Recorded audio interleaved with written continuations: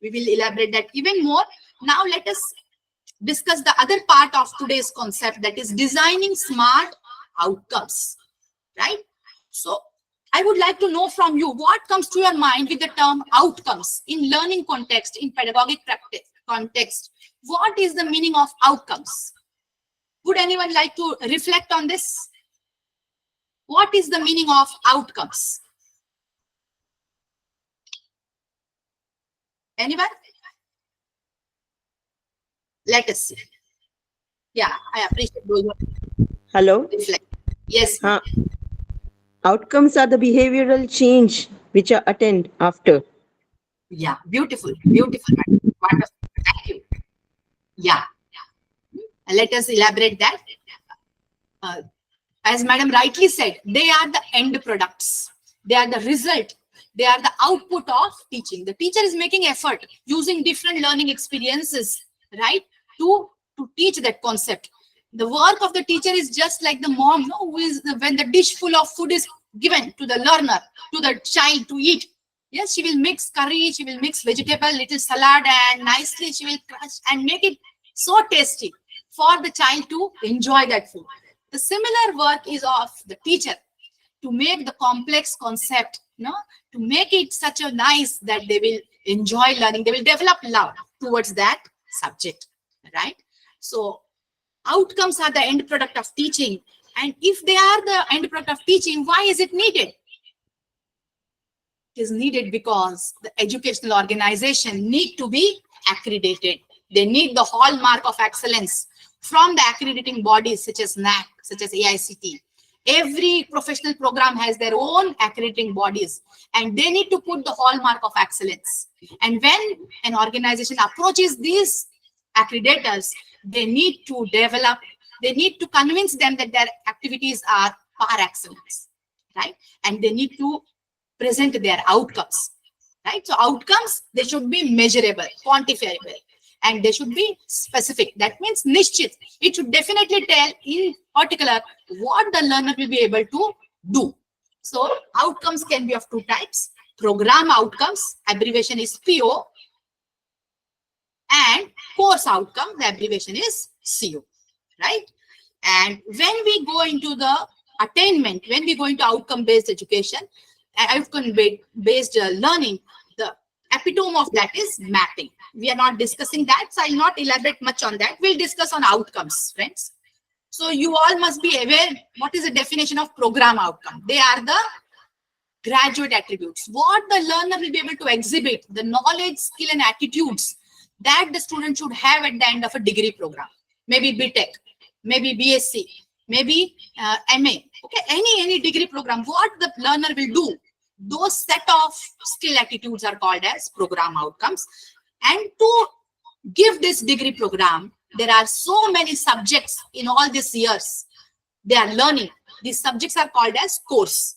And each course will lead to development of some skill, attitude, and knowledge.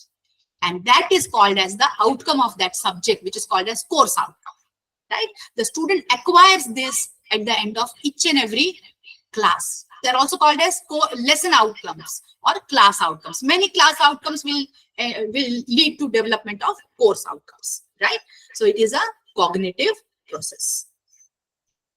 You can stop me if any more elaboration is needed in this. Likewise, there are other outcomes also, that program educational objectives and program specific outcomes. So whatever the learner will be able to present or will be able to perform within the next few years after securing the duty, after securing the degree, they are called as program educational object, PEO.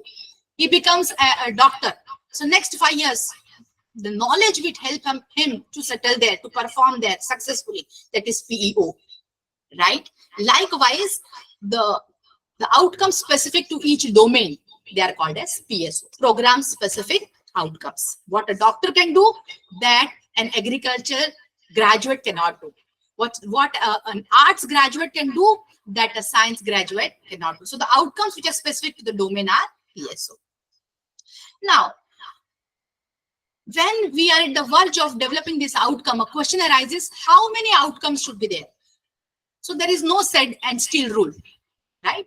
Only one thing is certain in outcome-based education, that whatever you frame, you should be able to attain it. You should be able to prove it to the accreditators. So unsaid rule is program outcomes, PO can be 8 to 10 and CO can be 4 to 6. Course outcomes, at least one outcome should be there for each unit of that syllabus, for each chapter of that syllabus, right? And that outcome should be of different domain. I believe you understand the domain now. We have seen in the cognitive domain, there were different domains. Remember, understand, analysis, likewise, receiving, responding, right? So of different domains that should be there. Our present education system is such where most of our educational activities are confined to cognitive domain. However, I would like to propose that there should be at least 10 to 5%. There should be include something from the affective domain and something from psychomotor domain. Psychomotor domain does have some place because skill development is there. There are practicals involved in most of the professional programs. But along with that, affective domain also should find place so that a comprehensive learning develops and excellent graduates can be generated. Right? So course outcomes are nothing but the learning that is developed at the end of each course, the knowledge, the skills, and the behavior developed through each subject. Right? And they should be student focused. Now, guidelines for developing these course outcomes is that there is a norm to write students will be able to, and then we need to frame the course outcomes, right? We need to start that outcome with the action verb. Mind well, friend, it is an action verb. We don't need to use the vague verbs. Right? It should specifically mention what the learner will be able to perform, exhibit.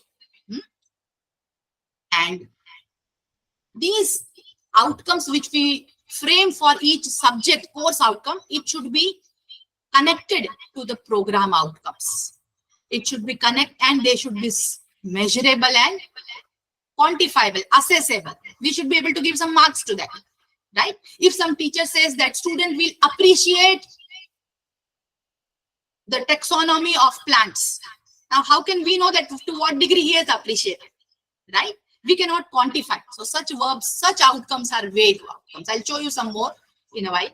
So before writing COs, we need to follow this form of this custom of writing it.